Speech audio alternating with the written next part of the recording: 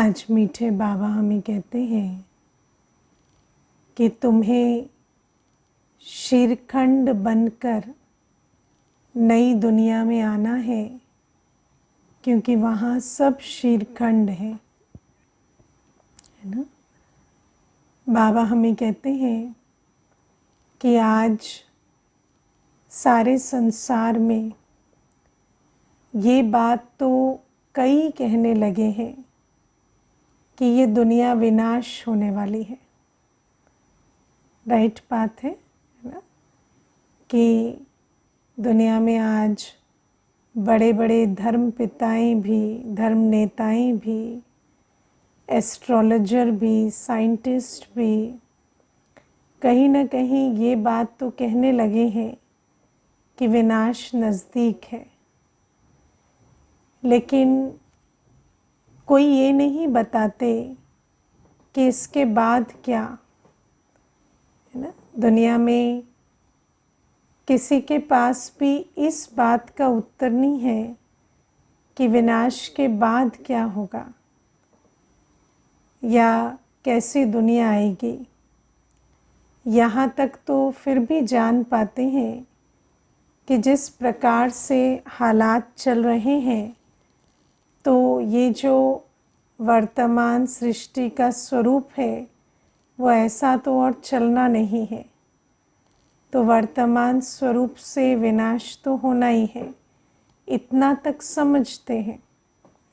मुझे याद है एक बार मुझे ऑफिस में किसी ने कहा था कि आप लोग जो हैं वो हमेशा विनाश विनाश की बात करते हैं। तो मैंने उन्हें कहा कि मैंने कभी आपको कहा है कि विनाश होगा? तो कहते नहीं, आपने नहीं कहा, पर आप लोग तो कहते हैं, है ना, ब्रह्मा कुमारीज तो कहते हैं। तो मैंने उनको कहा कि वो तो आप भी कहते हैं। तो कहते हम तो नहीं कहते कि विनाश होगा। तो मैंने कहा आप लोग तो मिनिस्ट्री में सस्टेनेबिलिटी के लिए प्रोग्राम बनाते हैं ना, कि सब कुछ सस्टेनेबिलिटी समझते हैं। माना जो चीज़ जिस प्रकार से चल रही है ऐसे चलती रहे, उसके लिए आज सरकार योजनाएं बनाती है।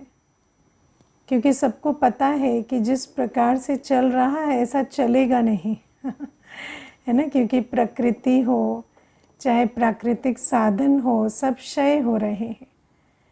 तो इसीलिए सस्टेनेबिलिटी के लिए मिनिस्ट्रीज़ बहुत काम करती हैं, सरकार काम करती है। तो मैंने उनको कहा कि जब आप कह रहे हैं सस्टेनेबिलिटी की बात, तो माना आप यही कह रहे हैं ना कि सब कुछ अनसस्टेनेबल है, माना ऐसा चलेगा नहीं।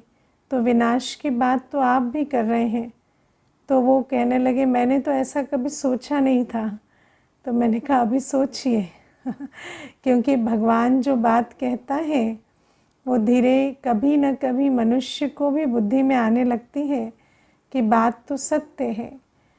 लेकिन विनाश के बाद क्या, उस प्रश्न का उत्तर किसी के भी पास नहीं। मनुष्य आत्मा की बुद्धि उसके परे नहीं जा पाती।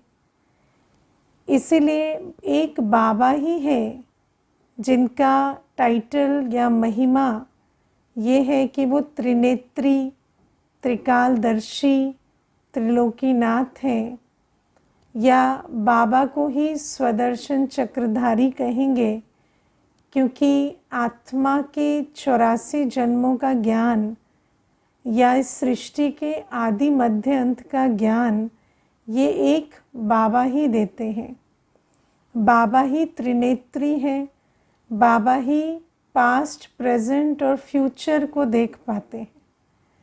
और बाबा ही हम बच्चों को भविष्य देखने के लिए, तीनों कालों को देखने के लिए बुद्धि देते हैं। बाबा इसीलिए देखो, जब शिव बाबा के मंदिर भी बनते हैं तो छोटी सी बिंदी लगाएंगे शिव ज्योतिर्लिंगम पर उसके साथ 3 लाइनें खींचते हैं, देखा है ना। तो 3 लाइनें किसका प्रतीक है? त्रिनेत्री, त्रिकालदर्शी, त्रिलोकीनाथ। तो बाबा ही है जिनको तीसरा नेत्र है। इन दो आँखों से आपने जो आज बीत गया, जो इसको आज पास्ट कहते हैं, उसको भी हमने दो आँखों से देखा था कभी। जो वर्तमान चल रहा है उसको भी देख रहे हैं, लेकिन भविष्य कोई दो आँखों से नहीं देख सकता, है ना। इस समय भविष्य क्या होगा वो कोई नहीं जानता, लेकिन शिव बाबा हमें तीसरा नेत्र देते हैं जिससे हम उसको देख पाते हैं जो ये दो आँखें नहीं देख सकती, और वो भी बेहद का पास्ट, प्रेजेंट और फ्यूचर, है ना। कि कैसे मैं आत्मा किस प्रकार 84 जन्मों की यात्रा में आई, कैसे आज मैं स्वयं शिव बाबा के सम्मुख बैठी हूँ। क्योंकि दो आँखों से तो इस संगम युग के वंडर को भी नहीं देख सकते कि मैं आत्मा स्वयं शिव बाबा के सम्मुख बैठी हूँ, लेकिन तीसरे नेत्र से देख सकते हैं कि मैं कौन हूँ, कितना दिव्य मेरा ये जन्म है और कैसा मेरा भाग्य है जो मैं स्वयं भाग्य विधाता के सम्मुख बैठी हूँ। और फिर ये भी देख पाते तीसरे नेत्र से कि आने वाली दुनिया कैसी होगी। तो बाबा के पास ही वो बुद्धि है, वो ज्ञान है आदि मध्य अंत का, और बाबा ही हमें त्रिनेत्री, त्रिकालदर्शी या स्वदर्शन चक्रधारी बनाते हैं। और बाबा आज हमें कहते हैं कि जब स्वदर्शन चक्रधारी बने तभी चक्रवर्ती राजा बने, है ना। क्योंकि जब बाबा हमें ये बुद्धि देते हैं, ये समझ देते हैं कि हम देख सकें कि आने वाली दुनिया कैसी होगी और उस दुनिया के लिए मुझे क्या संस्कार अभी बनाने हैं, जब ये समझ में आता है तभी हम अभी उन संस्कारों को बनाकर उस संसार में जा सकते हैं। इसीलिए जब बाबा आते हैं तो हमें नई दुनिया का ज्ञान देकर, स्वदर्शन चक्रधारी बनाकर उस दुनिया के संस्कारों के लिए तैयार होना सिखाते हैं।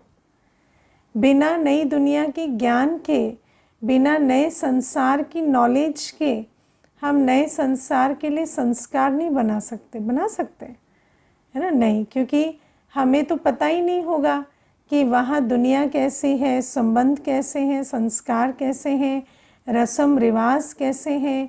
तो बाबा जो त्रिनेत्री त्रिकालदर्शी हैं, वो आकर हमें नई दुनिया के नज़ारे दिखाते हैं, है ना। बुद्धि से समझ देते हैं कि नई दुनिया में कौन से गुण हैं, किस प्रकार के संस्कार हैं, कैसे रस्म रिवाज है।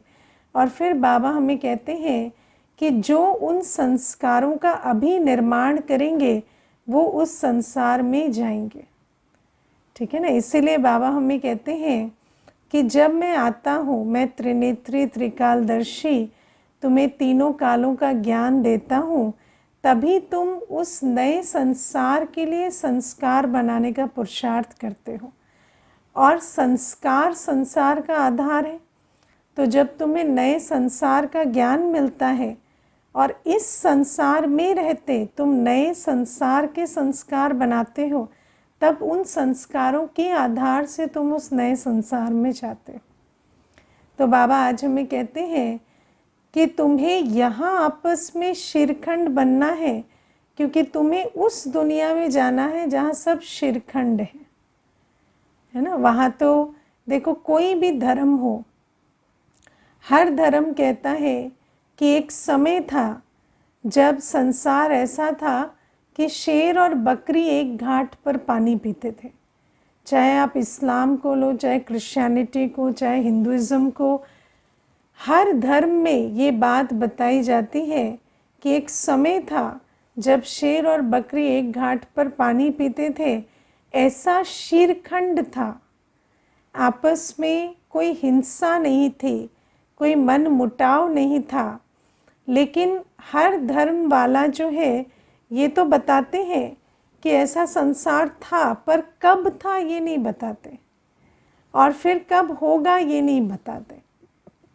पर बाबा आकर हमें कहते हैं कि ऐसी जो दुनिया थी जहाँ शेर और बकरी एक घाट पर पानी पीते हैं, वो संसार कोई दूर नहीं है। 5000 वर्ष पहले ऐसी दुनिया थी और अभी फिर आ रही है। तो बाबा कहते अब तुम्हें शिरखंड होने के संस्कार बनाने हैं।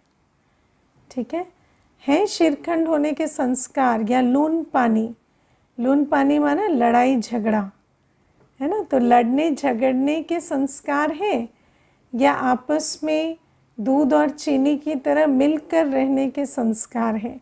क्या कहेंगे? हाँ, अभी लड़ते झगड़ते तो नहीं है, या वैसे जैसा बाबा कहते हैं जैसे सतयुग में हम मिलजुल कर रहेंगे ऐसे रहते हैं, है ना। तो बाबा कहते ऐसे संस्कार अभी बनाने हैं। अब इसमें कुछ हम बातें समझेंगे। सबसे पहले तो जो शिरखंड को क्या कहेंगे? हार्मनी की दुनिया, है ना, वहाँ हार्मनी है। तो 3 बातों में हार्मनी होती है। पहले अपने मन बुद्धि संस्कार में, है ना, अपने अंदर की दुनिया में हार्मनी चाहिए। ठीक है। फिर बाहर अपने संबंधों में, लौकिक अलौकिक संबंधों में हार्मनी चाहिए। और तीसरी जो हार्मनी होती है वो ड्रामा के साथ होती है ना। जब हम हर सीन में ड्रामा कल्याणकारी है कह सके तो वो होती है ड्रामा के साथ हार्मनी। अब आप देखो, सतयुग में आत्माओं के अंदर कोई द्वंद्व नहीं होगा, कोई युद्ध नहीं होगी। उनके मन बुद्धि आपस में युद्ध नहीं करेंगे। करेंगे क्या? हाँ, देवताओं के अंदर द्वंद्व चलेगा? कभी नहीं चलेगा। तो अभी पहले तो किसे शिरखंड होना है? पहले मेरे मन बुद्धि को शिरखंड होना है ना। क्योंकि क्या है, 63 जन्मों तक तो बुद्धि सोती रही, और जब अभी बुद्धि जागी है तो फिर मन या संस्कार, क्योंकि अभी जो मन है कलयुग में वो तो पूरी तरह से संस्कार के अधीन है ना। अभी देखो, जैसे मन, बुद्धि और संस्कार है, तो 63 जन्म तक ये बुद्धि जो है बीच वाली ये सो रही थी, तो संस्कार मन को चला रहे, चक्र चल रहा है ना। जो संस्कार है वही संकल्प चल रहे हैं, वह उसी से कर्म हो रहा है और वही संस्कार फिर बन रहे हैं। ऐसा चक्र चल रहा था। अब बाबा आते हैं और बुद्धि को जागृत कर देते हैं। अब जब बुद्धि को जागृत कर देते हैं तो संस्कार कहते हैं मन को कि ये राइट सोच है, और बुद्धि कहती है नहीं नहीं ये तो रॉन्ग है, ये तो असत्य है ना। फॉर एग्जाम्पल, संस्कार कहते हैं कि, है ना, लातों के भूत बातों से नहीं मानते संस्कार क्या कहेंगे कि अभी जो जैसा है उसके साथ वैसा ही व्यवहार करो, तभी वो समझेंगे। और अभी बाबा ने हमें कह दिया कि परिवर्तन तो शुभ भावना शुभकामना से ही होगा। बाबा ने कह दिया शिक्षा देने से पहले क्षमा रखो।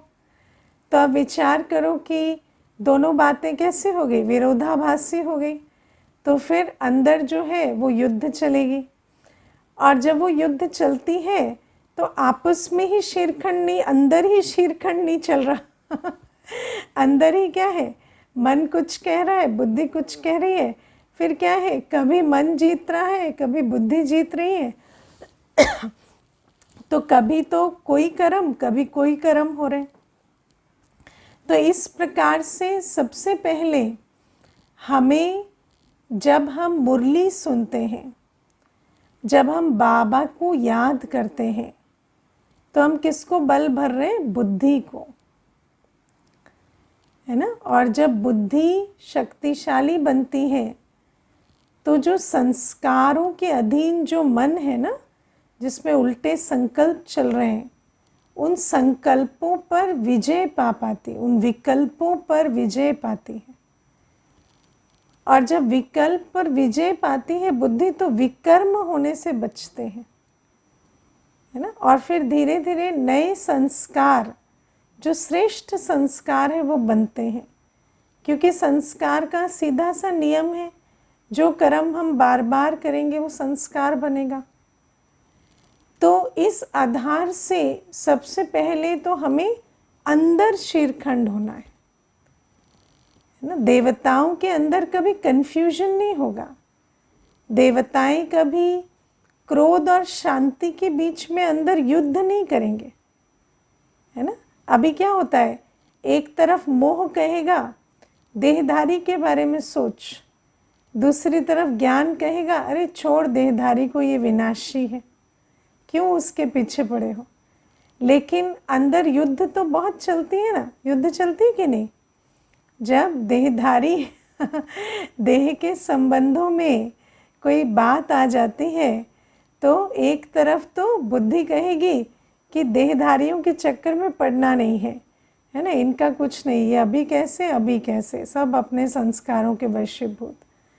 और जो मन है वो कहेगा अरे मेरा मेरा मेरा, मेरी नहीं सुनता, ऐसे कैसे चलेगा, मैंने इसका इतना किया, मैंने ऐसा किया, ये तो धोखा है, ये तो इस प्रकार से नहीं होना चाहिए। तो आप सोचो कि कितनी युद्ध चलती है।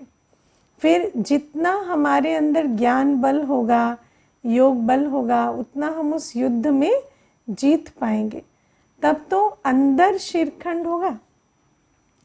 अगर अंदर ही हार्मनी नहीं है तो बाहर हार्मनी कैसे होगी, है ना। अब सामने वाले के तो संस्कार ऊपर नीचे रहेंगे, है ना। सामने वाले जो आत्माएं हैं वो तो अपने मूड के वश हैं, अपने संस्कार स्वभाव के वश हैं, उनके कर्म तो एक रस रहते ही नहीं, है ना। वो कभी तो बहुत प्यार से, कभी कैसे हमारे साथ व्यवहार करेंगे। अब उनके साथ हार्मनी में चलने के लिए हमें क्या चाहिए, हमें पहले तो अपने अंदर हार्मनी चाहिए। अगर सदा हमारे अंदर बुद्धि प्रभावी रहती है, सदा हमारे श्रेष्ठ संस्कार इमर्ज रहते हैं, तो फिर कोई कैसा भी हो आप उसके साथ सदा शांत स्वरूप स्नेह स्वरूप होकर चलेंगे तो संबंधों में भी खीरखंड हो जाएंगे, है ना। सामने वाले को कौन अच्छा लगता है ना। हर एक को कौन अच्छा लगता है, जो निरंतर स्नेह दे, सम्मान दे, स्वीकार करे, वो सबको अच्छा लगता है, ठीक है। तो शीरखंड बाहर होने का, संबंधों में शीरखंड होने का एक ही फॉर्मूला है, सदा दाता रहो, स्नेह सम्मान के दाता, है ना, सहयोग के दाता। जो दाता बनकर रहते हैं उनके साथ हर कोई शीरखंड होकर चलता है। तो बाबा हमें कहते हैं कि शीरखंड बनना है तो पहले अपने अंदर के तूफानों को शांत करना पड़े, अपने अंदर के विकारों को जीतना पड़े, तब फिर सामने विकारों के वश जो आत्माओं के व्यवहार में हलचल होती रहती है, जो विकारों के वश आत्माओं का व्यवहार ऊपर नीचे होता रहता है, उस ऊपर नीचे के साथ भी हम एक रस कब रह पाएंगे, जब अपने अंदर के विकार खत्म हो गए होंगे, है ना। क्योंकि बाहर जो आत्माएं विकारों के वश कोई भी व्यवहार करती हैं उसको हम सह क्यों नहीं पाते, क्योंकि हमारे अंदर भी विकार है ना, वो विकार ट्रिगर हो जाता है ना। तो जब तक अपने अंदर की सफाई ना करें तो बाहर संबंधों में स्नेह या शीरखंड होकर रहना ये इम्पॉसिबल है। क्योंकि देखो क्या है कि हम जब किसी के साथ भी शीरखंड होकर चलते हैं, किसी के साथ भी प्रेम सम्मान से चलते हैं, तो क्या होता है कि अंदर एक एक्सपेक्टेशन जागने लगती है कि हम इनके साथ प्रेम सम्मान से चल रहे हैं तो ये भी हमारे साथ प्रेम सम्मान से चलेंगे। लेकिन आत्मा तो अपने संस्कारों के वश होती है ना, तो हो सकता है कि वो प्रेम सम्मान से चल भी रहे हों, पर आप जिसे प्रेम और सम्मान कह रहे हैं, वो जिसे प्रेम और सम्मान कह रहे हैं, वो अलग अलग होगा है ना। जैसे कि एक बार एक युगल आए थे, तो जो माता थी वो कहती कि ये है ना, ये मुझे बिल्कुल भी रिगार्ड नहीं देते, या ये बहुत डिसरिस्पेक्ट करते हैं औरतों को, है ना, ऐसे कहती कि इनके अंदर विमेन के लिए रिस्पेक्ट नहीं है, इनकी अपब्रिंगिंग अच्छी नहीं है, ऐसी ऐसी बातें कहती माता। तो वो भाई कहते कि मेरे लिए तो रिस्पेक्ट यही है कि हम कमा कर ला रहे हैं, आपको एक सेफ सुरक्षित जीवन दे रहे हैं, आपको धूप में जाके मेहनत नहीं करनी पड़ रही, तो मेरे लिए तो यही रिस्पेक्ट है। आप रिस्पेक्ट और कैसे दिखाएं, पाँव थोड़ी पड़ेंगे तो है ना। अब आप देखो कि हर एक के अंदर जो आइडिया है प्यार का, रिस्पेक्ट का, वो अलग अलग है।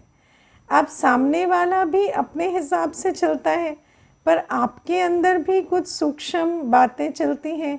जब तक हम अपने अंदर की सफाई नहीं करेंगे, जब तक हम संपूर्ण रूपेण श्रीमत को धारण नहीं करेंगे कि मुझे हर आत्मा के प्रति, चाहे वो क्या भी करे, कैसे भी रहे, मुझे उसके साथ स्नेह सम्मान से चलना है, जब तक इसे पक्का नहीं करेंगे तब तक हम शीरखंड नहीं हो सकते, है ना। क्योंकि अगर थोड़ा भी सोचेंगे ना कि हम इतना कर रहे हैं तो ये इतना तो करें, तो वहीं पर फंस जाएंगे।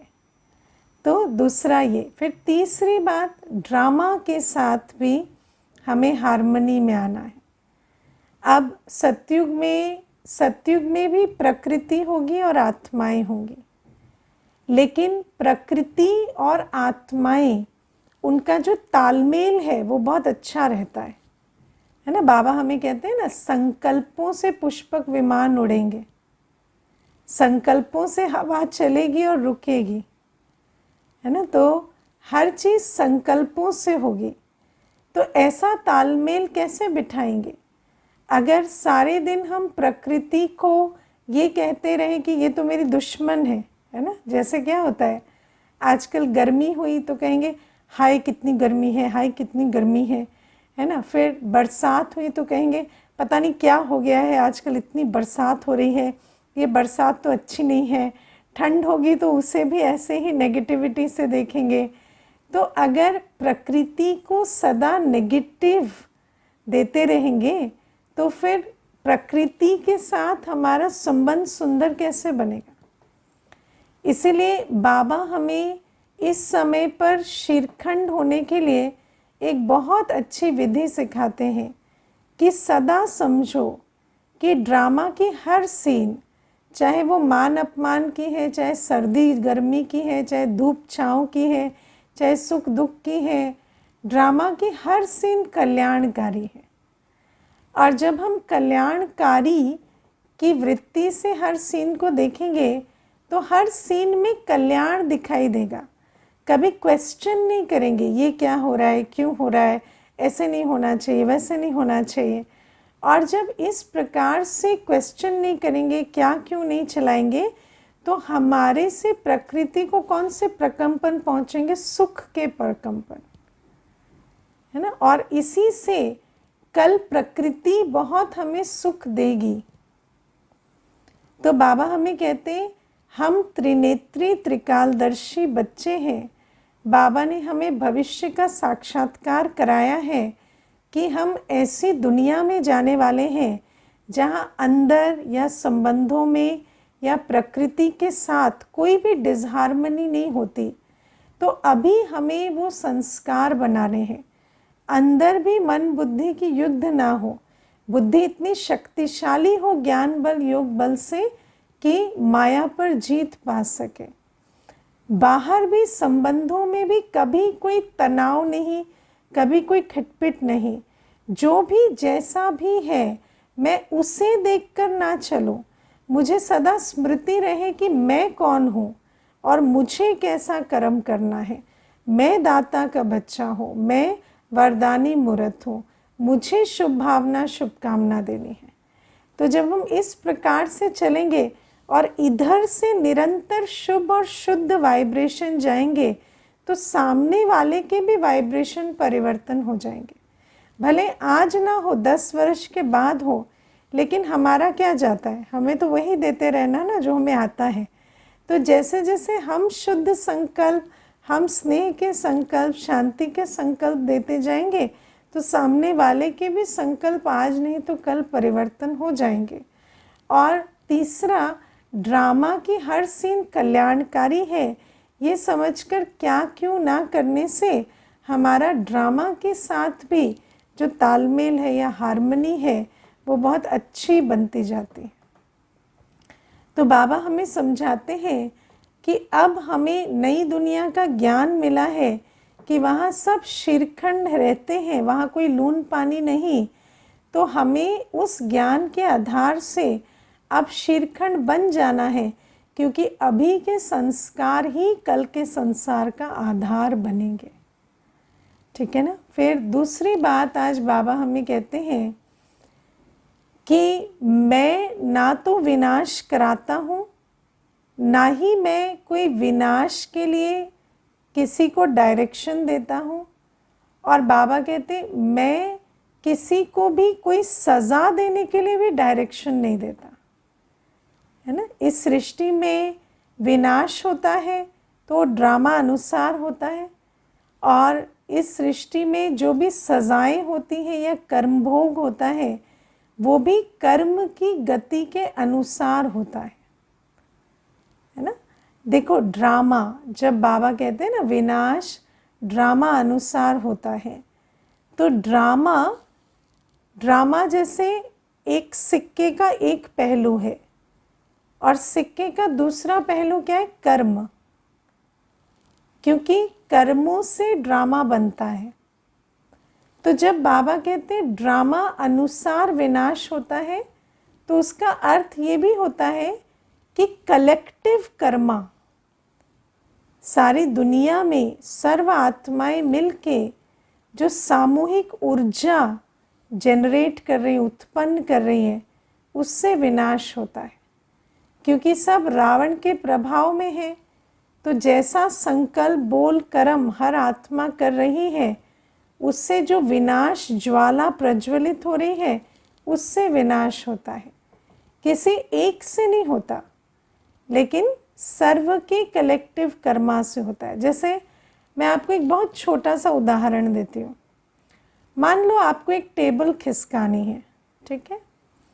अब एक व्यक्ति उसको खिसकाने जाता है, तो वो जितना प्रेशर लगाता है उससे तो वो टेबल खिसकती, लेकिन जैसे ही वो खिसकाने जाता है तो चार और आ जाते हैं और सब उतना ही प्रेशर लगाते हैं, और क्या होता, वो टेबल गिर जाती है।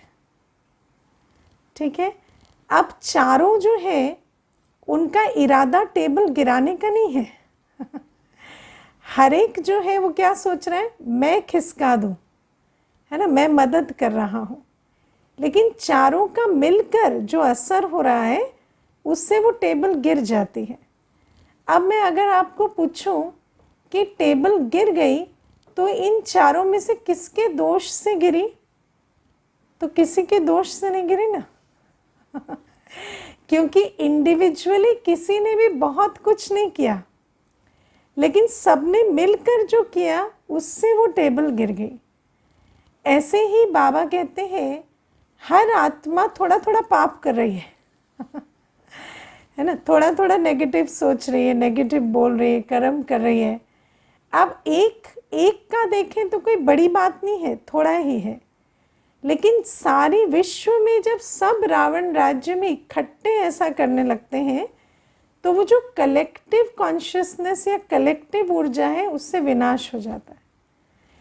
तो फिर उसमें किसी को दोषी नहीं कह सकते ना, क्योंकि फिर यही कहने में आएगा कि ड्रामा अनुसार हो गया। कि रावण राज्य हुआ तो सभी ने, किसी ने ऐसा सोचा नहीं। जैसे अभी पोल्यूशन है, अब जैसे दिल्ली में पोल्यूशन बहुत है, अब हर व्यक्ति तो एक ही गाड़ी चला रहा है या कोई दो भी चलाते होंगे, लेकिन मेजॉरिटी एक गाड़ी चला रहे हैं, एक बाइक चला रहे हैं, एक स्कूटर चला रहे हैं, जो भी कर रहे हैं। अब वो तो कोई एक व्यक्ति तो वो पोल्यूशन के लिए जिम्मेवार नहीं है ना, लेकिन जब सब मिलके कर रहे हैं तो उससे ऐसी बड़ी पोल्यूशन की सिचुएशन हो जाती है कि मेजॉरिटी के लंग्स पर असर आ जाता है। तो अब इसमें किसको जेल में डाल दें? पकड़ के डाल सकते किसी को नहीं डाल सकते, क्योंकि कोई भी ऐसा अपराध तो कर नहीं रहा, लेकिन सब मिलकर जब करते हैं तो इसी को कहा जाता है ड्रामा अनुसार। तो बाबा हमें कहते हैं ड्रामा अनुसार विनाश होता है ना। ड्रामा अनुसार मतलब ये नहीं कि कोई लिखा हुआ है किसी किताब में तो उस समय हो जाता है, नहीं। ड्रामा के पीछे कर्म की गति ही होती है, लेकिन कर्म की गति जब सामूहिक कर्म का रूप ले लेती है और उस सामूहिक कर्म में हम किसी एक को जिम्मेवार नहीं ठहरा पाते तो उसको कह देते हैं ड्रामा अनुसार हो। तो बाबा कहते हैं ये ड्रामा अनुसार विनाश होता है। और बाबा कहते हैं सजाएं भी किसी को मिलती हैं, तो किसी ने पाप कर्म किया तो उसे सज़ा मिली, तो कोई मैं नहीं कहता कि जाकर सज़ा दो, या मैं कोई धर्मराज को डायरेक्शन नहीं देता, या मैं कुछ नहीं करता। वो तो कर्म फल के, कर्म की गति के हिसाब से उसे सज़ा मिलती है। कर्म का नियम ऐसा सुंदर बना हुआ है कि जो जैसा करता है वैसा पाता है ना। आप देखो विज्ञान में हम पढ़ते हैं every action has an equal and opposite reaction, ठीक है ना। कर्म करेंगे तो उसका रिएक्शन आएगा, ये विज्ञान में हम पढ़ते हैं। अब विज्ञान में कोई ऐसे थोड़ी कहता है कि आपने बॉल यहाँ से फेंकी तो भगवान दूसरी तरफ खड़े वो वापस फेंकेंगे आपकी तरफ, नहीं ना। हम कहते हैं जिस फोर्स से आपने इधर से फेंकी उसी से वापस आएगी, क्योंकि फिजिक्स का लॉ काम कर रहा है। ऐसे ही बाबा हमें कहते हैं कर्म की गति ऐसी है कि जो जो करता है सो पा लेता है, उसमें कोई बाबा हमें सज़ा नहीं देते। और बाबा आज हमें और एक बहुत अच्छी बात सुनाते हैं कि अगर मैं किसी को डायरेक्शन दूं कि तुम उसे दुख दो या सज़ा दो, या मैं शंकर को कहूँ कि विनाश लाओ, तो फिर मैं तो दुख देने वाला बन गया ना, वो दोष मुझ पर आ जाएगा, है ना। अब आप देखो शास्त्रों में भी हमने सुना कि भगवान कहते हैं कि तीर कमान उठाओ और मार दो, है ना। भगवान के डायरेक्शन है, पर भगवान ऐसा कभी नहीं कहेंगे कि किसी को मार दो क्योंकि अगर भगवान कहे कि मार दो तो फिर दोष तो भगवान पर आ जाए। तो बाबा कहते मैं इस प्रकार के डायरेक्शन कभी नहीं देता। बाबा कहते मैं तुम्हें सिर्फ श्रीमत देता हूँ। मैं तुम्हें कहता हूँ तुम अमृत वेले उठो, तुम याद करो, तुम मुरली सुनो, तुम सेवा करो, तुम पवित्र बनो। मैं कभी तुम्हें किसी को मारने के, किसी को दुख देने के, किसी को तंग करने के डायरेक्शन नहीं देता। कई बार व्यक्ति कहता है कि जब अति हो जाती है तो भगवान ने भी कहा है कि अस्त्र उठाओ और मार दो, है ना। लेकिन बाबा कहते हैं भगवान कभी ऐसा नहीं कहेगा कि तुम अस्त्र उठाओ और मार दो, क्योंकि अगर ऐसा भगवान कह दे तो फिर तो उस पर दोष आ जाए उस मारने का। और बाबा कभी भी किसी को दुख देने का या किसी पर हिंसा करने का या किसी को मारने का दोष खुद पे नहीं लेंगे, कभी भी नहीं लेंगे। ऐसे कोई भी उल्टे कर्म का दोष बाबा नहीं लेगा। तो हमें भी इस बात को बहुत ध्यान रखना होता है। मैं आपको एक छोटी सी बात बताती हूँ।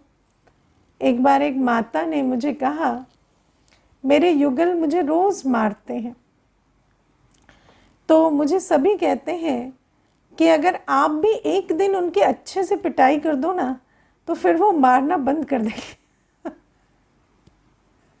वो कहते चाहे हम पुलिस के पास जाते तो वो भी यही बात कहते हैं, चाहे हम नेबर्स से पूछते वो भी यही बात कहते हैं, फ्रेंड्स से पूछो वो भी यही बात कहते कि आप भी एक दिन है ना करो।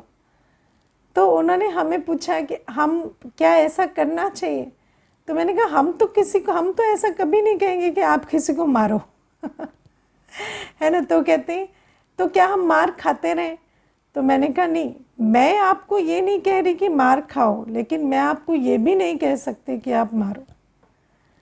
तो कहते वो फिर आप क्या कहते हो? तो मैंने कहा हम तो यही कहेंगे जो भगवान कहता है, मुरली सुनो, याद करो और पवित्र बनो। तो कहते इससे क्या होगा? तो मैंने कहा वो मुझे नहीं पता, पर भगवान यही कहता है और आप यही करो। तो वो कहते कि फिर इससे मेरा सल्यूशन हो जाएगा। मैंने कहा मुझे नहीं पता, हम आपको उतना ही कह सकते हैं जितना बाबा हमें कहता है। तो फिर वो कहते अच्छा ठीक है, चलो सबकी मान कर देखिए, बाबा की भी मान के देख लेते हैं। तो उसने भी रोज़ मुरली सुनना, योग करना, पवित्रता की धारणा करना शुरू कर दिया। फिर कुछ दिनों तक तो ये चलता रहा सिलसिला, है ना, मार पिटाई का। फिर कुछ दिनों के बाद जो युगल थे, एक दिन हाथ उठाए और एकदम से वो हाथ रोक दिए और उस दिन के बाद कभी नहीं मारे, है ना। तो मुझे कहती कि उन्होंने ऐसे कैसे वो रुक गए? तो मैंने कहा क्योंकि देखो बाबा हमें कहते हैं कि तुम्हारी स्वस्थिति अगर वही रहेगी तो परिस्थिति भी वही रहेगी। अगर तुम्हारी स्वस्थिति परिवर्तन हो जाएगी तो प्रकृति हो चाहे आत्माएं हो, उनकी दृष्टि वृत्ति कर्म तुम्हारे प्रति बदलेंगे। तो इस नियम के आधार से आप किसी को मारो पीटो या किसी पर हिंसा करो या कुछ और करो या उन्हें डराओ या उन्हें, है ना, अपमान करो, इससे वो उनका विकर्म आप नहीं बदल सकते। इससे आप उनका व्यवहार अपने प्रति नहीं बदल सकते। लेकिन बाबा हमें कहते हैं मैं तुम्हें डायरेक्शन क्या देता हूँ कि तुम योगी बनो, पवित्र बनो, पढ़ाई पर ध्यान दो, पुण्य का खाता जमा करो, तो तुम कलयुगी मनुष्यों संबंधों तो क्या, तुम सतयुग के सुखों के अधिकारी बन जाओगे।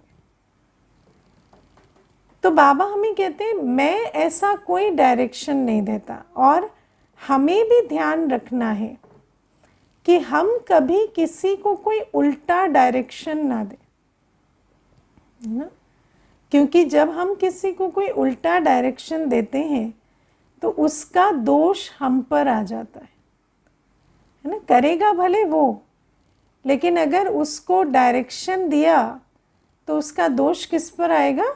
स्वयं पर आएगा। इसीलिए जो बाबा नहीं करते, कभी किसी को सज़ा देने का डायरेक्शन या कोई भी विकर्म का डायरेक्शन, ऐसे डायरेक्शन हम भी किसी को ना दें। हम किसी को काम क्रोध लोभ मोह अहंकार का रास्ता ना दिखाएं, है ना। हम किसी को ना कहें कि ये राह पकड़ो, है ना। कोई व्यक्ति अपने आप कुछ भी करे, वो उसकी कर्म की गति है, लेकिन हम ऐसे डायरेक्शन देकर उनकी कर्म की गति का हिस्सा ना बने। अच्छा, ओम शांति।